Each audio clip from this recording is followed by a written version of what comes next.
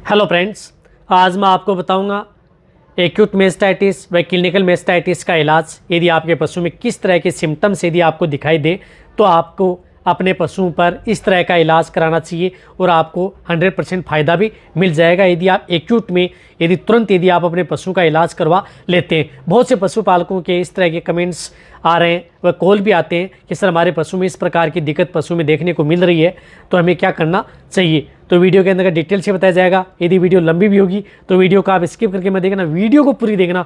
यदि पूरी देखेंगे आपको पूरा प्रॉपर नॉलेज हो जाएगा। देखो, सबसे पहले तो मैं आपको ये सिम्टम्स बताता हूँ। यदि आपकी जो गाय व भैंस है उसमें यदि इस तरह के सिम्टम्स यदि देखने को मिले, जब यदि आपके पशु का यदि जो दूध डाउन हो जाता है तो ये देख लेना चाहिए कि हो सकता है कि आपके पशु में थनैला रोग की हो गई है। और यदि आपके शुरुआत हो गई है और यदि आपके पशुओं के थन यदि जब भी दूध निकालते हैं थन वाटर में यदि सूजन आ जाती है और हाँ लगाने पर यदि आपके पशु को दर्द महसूस होता है और दूध के अंदर छींचड़े आते हैं और दूध के साथ खून भी आता है या दूध बिल्कुल भी नहीं आ रहा है, उसके साथ खून व छींचड़े से यदि आपके पशु में आ रहे हैं, तो इस तरह की दिक्कत यदि आपके पशु में देखने को मिलती है या यदि आपके पशुओं में दूध के साथ पस भी आ रही है तो भी आपको ये देख लेना चाहिए। यदि इस तरह की यदि दिक्कत यदि आपके पशु में देखने को मिलती है तो आप अपने पशु को क्या इलाज करना चाहिए। रही बात इससे क्या है कि यदि आपके पशु का टेम्परेचर बढ़ जाता है तो आपके पशु को फीवर भी आ सकती है, आपका पशु खाना पीना बंद कर देता है, जुगाली कम कर देता है, सुस्त रहता है। इस तरह की भी दिक्कत यदि आपके पशु में देखने को मिलने लग जाती है। यानी आपके पशु, रही बात यदि आप जब भी दूध गर्म करते हैं तो दूध फटना स्टार्ट हो जाता है, तो इसके लिए आपको क्या करना चाहिए, किस तरह की मेडिसिन देकर के आप अपने पशु को बचा सकते हैं, वह मैं आपको मेरी टेबल पर लेकर के चलूँगा। कौन सी मेडिसिन का प्रयोग करके आप अपने पशुओं में इस तरह का एक्यूट मेस्टाइटिस हुआ है तो आप उसे क्रोनिक से बचाने के लिए आप अपने पशुओं में इस तरह का इलाज करवा सकते हैं। जो आपको मेरी टेबल के ऊपर जो ट्रीटमेंट दिख रहा है, इस तरह का ट्रीटमेंट उस पशु में करवाया जाता है। यदि एक्यूट स्टेज में यदि आपको पता लग जाए कि यदि आपके पशु में थनैला रोग हो गया है तो इसमें सबसे ज़्यादा ज़रूरत पड़ती है एंटीबायोटिक इंजेक्शन की। तो एंटीबायोटिक इंजेक्शन आप ज़रूर लगवाएं। उसमें आप मोक्सल 4 ग्राम आप उस पशु को ज़रूर लगवाएं, जिसके अंदर साल्ट हो, amoxicillin sodium and cloxacillin sodium. यानी एमोक्सिसिलिन एंड क्लोक्सासिलिन का बहुत ही अच्छा रिजल्ट आपके पशु में देखने को मिलेगा। तो ये 4 ग्राम इंजेक्शन इंट्रामस्कुलर व इंट्राविनस किसी भी रूट से आप ये इंजेक्शन अपने पशुओं में ज़रूर लगवाएं। इस एंटीबायोटिक का बहुत ही अच्छा यदि रोल है, यदि आप अपने पशुओं को देंगे तो ये ज़रूर लगवानी है। साथ साथ इसके अंतर्गत आपको इंजेक्शन आइसोफ्लूइड भी अपने पशुओं को ज़रूर लगवाएं।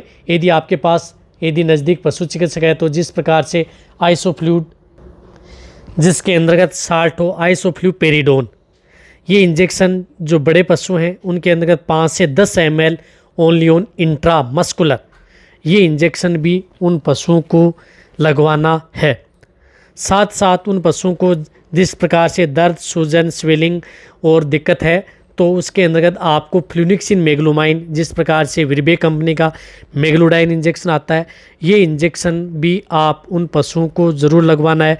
लार्ज एनिमल्स हैं उन्हें आप 20 ml इंट्रामस्कुलर इंजेक्शन लगवा सकते हैं। ये इंजेक्शन भी उन पशुओं के लिए बहुत ही ज़्यादा ज़रूरी है। यदि जिनका थोड़ा बॉडी वेट कम है तो इसे आप 15 ml इंट्रामस्कुलर भी इस इंजेक्शन का प्रयोग उन पशुओं में करवा सकते हैं जिसमें इस प्रकार की दिक्कत है। साथ साथ उनमें CPM इंजेक्शन, जिस प्रकार से क्लोरफेनेरमाइन मेलेट, ये 10 ml इंट्रामस्कुलर, ये इंजेक्शन भी उस पशुओं को ज़रूर लगवाना है। कहने का मतलब है कि जो ये 1, 2, 3, 4 जो ये चारों इंजेक्शन है, ये इंजेक्शन उस पशु को ज़रूर लगवाने। पहले यदि आपने उस पशु को यदि सुबह लगा दिया तो आप यदि पशु की स्थिति ज़्यादा यदि आपको लग रहा है कि एक्यूट में पशु को क्या होता है कि बहुत ज़्यादा टेम्परेचर दिक्कत यदि आपके पशु में हो जाती है, यदि मेस्टाइटिस यदि तुरंत यदि आपके पशु में प्रभाव डालता है तो आप इस एंटीबायोटिक को आप 12 घंटे बाद में भी आप रिपीट कर सकते हैं, वरना नहीं तो आपको 24 घंटे बाद में तो आपको ये जो ट्रीटमेंट है ये रिपीट करना ही करना होगा।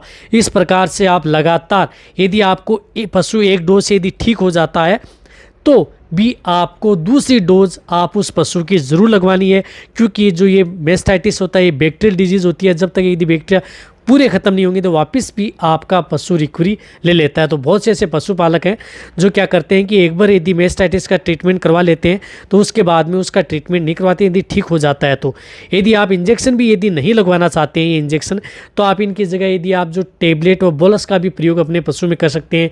जिस प्रकार से मोक्सल है तो इसकी जगह आप जो एमोक्सिलम एंटीबायोटिक बोलस आती है एक बार ट्रीटमेंट कराने के बाद में, ये बोलस भी आप उस पशु को दे सकते हैं। जो लार्ज एनिमल्स हैं उन्हें आप 2 बोलस पर डे के हिसाब से लगातार 3 दिन, इसी प्रकार मिलोनेक्स प्लस बोलस भी आप उस पशु को दे सकते हैं। लेकिन एक बार ट्रीटमेंट आपको ज़रूर करवाना है। बाद में ये बोलस देकर के आप उसकी सूजन व स्वेलिंग और बैक्टीरिया को आप रोक सकते हैं। रही बात यदि आपके पशु में यदि इसके लिए आप मेस्टिलेप ऑइंटमेंट का भी आपको प्रयोग करना है थन के ऊपर, जैसे यदि आप थन निकाल लेते हैं तो ये मेस्टिलेप ऑइंटमेंट आप उस थन के ऊपर उस पर ज़रूर लगवाएं ताकि सूजन से जल्दी राहत मिले और आपके पशुओं को बहुत ही जल्दी रिकवरी मिले। क्योंकि ये साइड थेरेपी के तौर पर यदि आप ये साथ में प्रयोग करेंगे तो आपको और भी अच्छा रिजल्ट मिलेगा।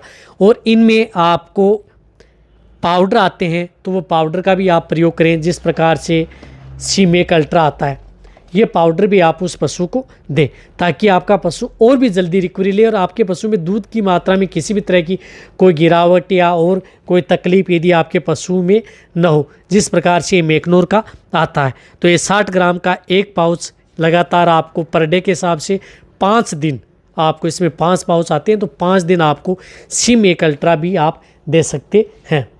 यदि आप सपोज करो एक बार यदि आप अपने पशु को पशु चिकित्सक से दिखा लिया तो फिर आप जो ये टेबलेट और ये पाउडर आप अपने पशु को दे करके भी आप उस पशु को रिकवरी ला सकते हैं। और साथ में आप मेस्टिलेप ऑइंटमेंट भी आप प्रयोग कर सकते हैं। यदि फिर भी यदि आपका पशु एक दिन में ठीक नहीं हो रहा है तो फिर मैं जो बता रहा हूँ ये इंजेक्शन उस पशु को लगातार 3 दिन ज़रूर लगवाने हैं। इससे क्या होगा कि आपका पशु ठीक भी हो जाएगा। एक्यूट मेस्ट आने के लिए तो बहुत इस तरह की जो मेडिसिन आती हैं, लेकिन मैंने जो एक्यूट मेस्टाइटिस व क्लिनिकल मेस्टाइटिस के लक्षण यदि आपके पशु में देखने को मिलते हैं तो उसके अंदर का जो ये ट्रीटमेंट बताया सबसे बेस्ट ट्रीटमेंट है। और यदि क्रोनिक स्टेज में चला जाता है, फाइब्रोसिस में चला जाता है तो इसके लिए क्या करना चाहिए, मेरे चैनल पर एक डिटेल सी वीडियो बनी हुई है। क्रोनिक स्टेज के लिए भी मैं आपको एक वीडियो लेकर के आऊँगा कि यदि क्रोनिक में चला जाता है तो किस तरह का इंजेक्शन लगा करके आप अपने पशुओं को मेस्टाइटिस से बचा सकते हैं और आप अपने पशुओं को पहले की तरह रिकवरी ला सकते हैं। इस तरह से आपको ये प्रयोग करेंगे।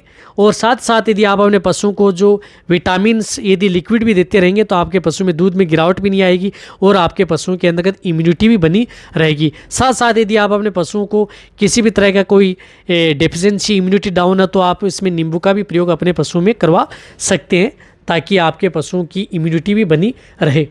यदि आपको ये मेरी वीडियो अच्छी लगी है जो एक्यूट मेस्टाइटिस व क्लिनिकल मेस्टाइटिस पर, तो नीचे जाके आप कमेंट में लिखिए। मेरी वीडियो को आप अपने दोस्तों के साथ, पशुपालकों के साथ हो सके और मेरे जितने वेटरनरी स्टूडेंट हैं उनके साथ इस वीडियो को जितना हो सकता है आप शेयर कर दें। मेरी वीडियो को आप लाइक करें, आपके लाइक से मेरे को मोटिवेशन मिलता है और मैं आपके लिए अच्छी से अच्छी नॉलेजेबल वीडियो आपके लिए हर समय ऐसे लाता रहूँगा। इसी तरह से आप मेरी वीडियो देखते रहें, इसी तरह से आप मेरे को प्यार देते रहें। थैंक्स, धन्यवाद।